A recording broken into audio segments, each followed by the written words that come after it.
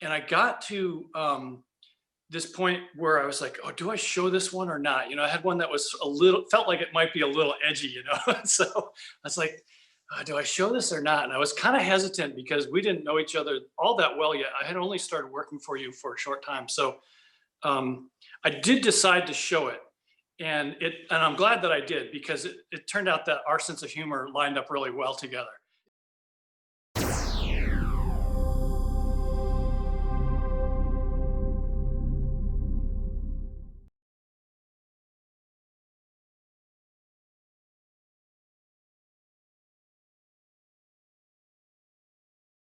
So hi, we're here today with Bob Ostrom, our creative director at Tilt365, and we're going to talk about the art of tilt, which actually gets a lot of attention out there in the world.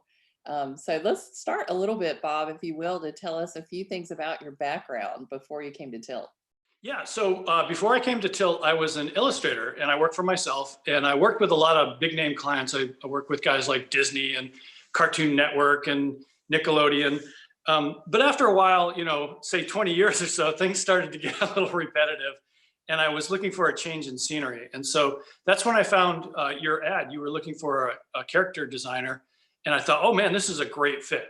So I came in to see you, and we clicked right away, and everything worked out really well. So I was definitely right that it was going to be a good fit. So here we are 4 years later, and I couldn't be happier. I love the work that I do with Tilt. Yeah, and we're so lucky to have you. Every day I count our blessings for that. Like we're just so lucky to have a famous artist with us. Thank you. So, Bob, do you remember when we decided to create a comic strip? I do, and up until that point, we had been using the character illustrations as sort of filler or little spot things here and there, and we wanted to develop something that was going to be a little bit more inviting and was going to sort of sum up the article with a visual, so that it would be something that people would look at and want to engage with more. And so we started to work on the cartoon strip a little bit, and you'd asked me to come up with some examples of things that I thought would work. And so in between the meeting, the week between the meetings, I started working on them. And I got to this point where I was like, oh, do I show this one or not? I had one that was felt like it might be a little edgy.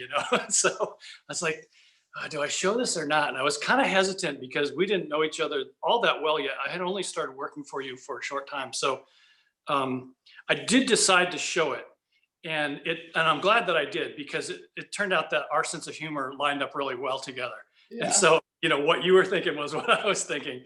And so, in this one particular visual, we've got Connection, and he's standing next to Structure, and Connection's looking up at the night sky, and he's sort of gushing about all the wonders of the world and the beauty and all this kind of stuff. And here's Structure standing next to him, and he's hardly paying attention at all, and he's kind of looking down at his foot saying, oh, I think I stepped in something. Yeah, that's what we call it. Yeah.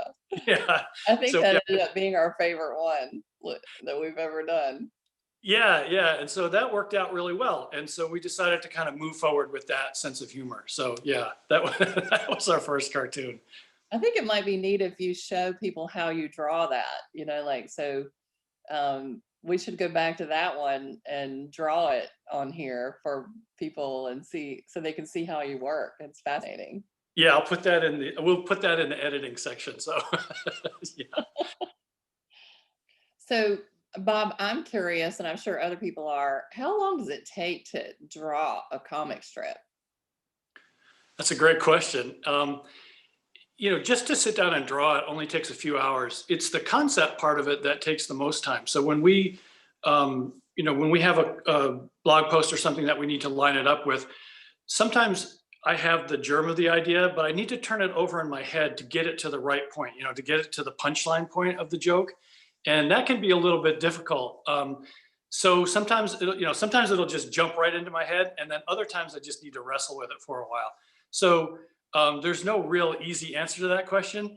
It's just that if the concept takes longer, then that's what it does. So yeah, usually I can usually get one done in a day or two, so depending on how hard I have to wrestle with it and what our deadline is going to be. I remember the first time you did that in front of us, we were all amazed at the nuances and how, how much you could express in one little stroke. It was fascinating. Yeah, that's the key, is getting the expression just right. We want to make sure that um, we don't have a lot of clutter in there, and so the key with it, with that, all that stuff, is just to get it so that um, it's very lean, as a, so there's not a lot of extra stuff in there.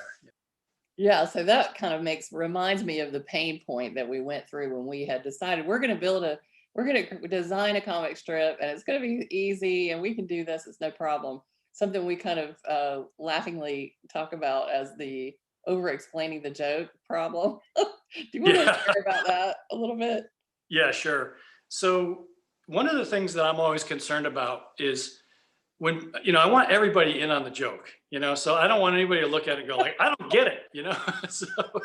So I have a tendency to over explain, so when we talk about over explaining, that means that there's too much dialogue, there's too much clutter, there's too much stuff going on. And so the only thing that's less funny than a joke you don't get is one that has to be explained to you. And so we kind of walk this tightrope each time we come up with one of these things, is how much information is too much information and how much information is not enough information.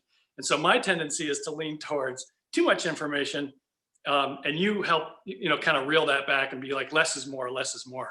So that's one of those kind of things that we have to keep in mind as we do these. Less is more. Yeah, we kind of want to challenge the viewer to have to work at it to get the joke, right? Yeah. Yeah, absolutely. And so the idea with these is that if you can, if you are in the character, or if you if you're looking at maybe the one that lines up with you. So let's say I'm connection and I see connection there. I want to sort of identify with my character and his position in that cartoon. Yeah. So we can laugh at ourselves, right? Yeah. Well, that's the key, isn't it? Yeah. So, well, as we talk about the point, tell us a little bit about our early thoughts, or your early thoughts and my thoughts about the teaching value of the characters themselves. Yeah, so that's really an important part of the cartoon, is we need the cartoon to sort of be an entry point for people. And one of the things that we want to do is, when we talk about things that might be a little, sometimes we talk about delicate topics, and so we don't want to point a finger at anybody, and we don't want them to shut down when they maybe might see something that's a little uncomfortable to look at, and so when we develop these cartoons, it's a way to invite people in, sort of disarm them, and get them to hear the message, and maybe even, like you said, to laugh at themselves when they see that, And so that's the whole idea behind the cartoons, is we use them to sort of break down that barrier between, not wanting to see something and then sort of allowing it in. Sort of the weird and quirkiness of humanity, right? That if we can learn to laugh at ourselves, then the characters help us do that, then we might be more open to learning, right?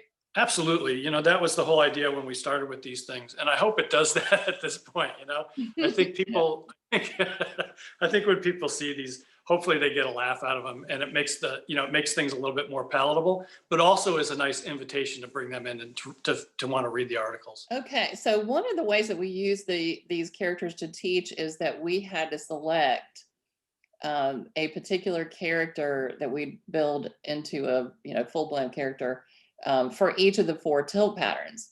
And it was just amazing to watch you figure out like who's going to be what in terms of the characters. So do you want to talk a little bit about how you selected them, or the process you went through? Yeah. So when we first came up with these, I was a little uncertain about, like, which characteristics do we want to have for which lizard or whatever. So I took a little bit of time to research, and one day I was thinking about it, and I went out to sit on my front porch, and all of a sudden this little anole lizard crawls up next to me. And if you're not familiar with the anole lizard, they're these little green guys. They have like a little pouch under their chin. They're very common here in the South. And so this little guy strolled up next to me, and he was sitting on the railing, and he just looked over at me, and we had direct eye contact for a minute. And I was like, whoa. And then he threw back his head, and he threw out the pouch, and I was like, wow, we're making a little connection here. That'd be a great guy to be connection. So that was our connection lizard. And that was the first one that I had. Then I started looking around a little bit more. And the next one that was the most obvious for me was the impact lizard. And, impact is this kind of character that, jumps out of a plane and figures out the parachute on the way down. And I thought, well, what better way to portray that than a flying lizard, right? And so, everybody's like, "Is flying lizard? Is there really such a thing as a flying lizard?" There is, and it's called the Draco lizard, and it lives in the jungles of Southeast Asia. So I thought, well, that's perfect. That's our impact guy. Clarity was a little bit trickier. Clarity tends to be sort of an introspective kind of person and somebody who's very thoughtful and careful about their thoughts. And my son Charlie had a leopard gecko that seemed to have that personality. He would always he was kind of cautious about his movements, and he was a little bit shyer than the Anole lizard. And so I thought that's a good guy for our clarity character. And then structure was the one that I left that one for last, and I was really struggling with it for a minute. And then I used to take my kids to this place called Science Safari down in the center of town here. And it was this little science thing, and they had this lizard there. It was this giant iguana, and his name was Iggy. And Iggy was sort of this large in charge kind of guy. And I was like, wow, if there's ever a structure, it's got to be Iggy. And so that's how we landed on the iguana for the structure character. Which I think he ended up being kind of our favorite character after a lot of. Yeah, I love him. He's got that. He's so cool. Yeah. He definitely has that cool factor, doesn't he? Yeah, sometimes people ask us why the lizards. Do you remember why we landed on that? Yeah, so when we were talking about this originally, we thought about a whole different, set of characters. We were thinking about, do we do animals? Do we do people? Whatever. And then we started to talk a little bit about it. And the idea came up that, we're talking about the amphibian brain, or reptilian. Yeah. Reptilian. Sorry. So the reptilian brain, or I think of it as the lizard brain. I said, well, okay, if it's the lizard brain, why not use lizards, right? So that was kind of where that came from. And I think it turned out to be sort of one of those aha moments, where you're like, why didn't we think of that before? Right. Yeah, but we landed on that. We were like, yeah, that's got to be it. That's going to be it.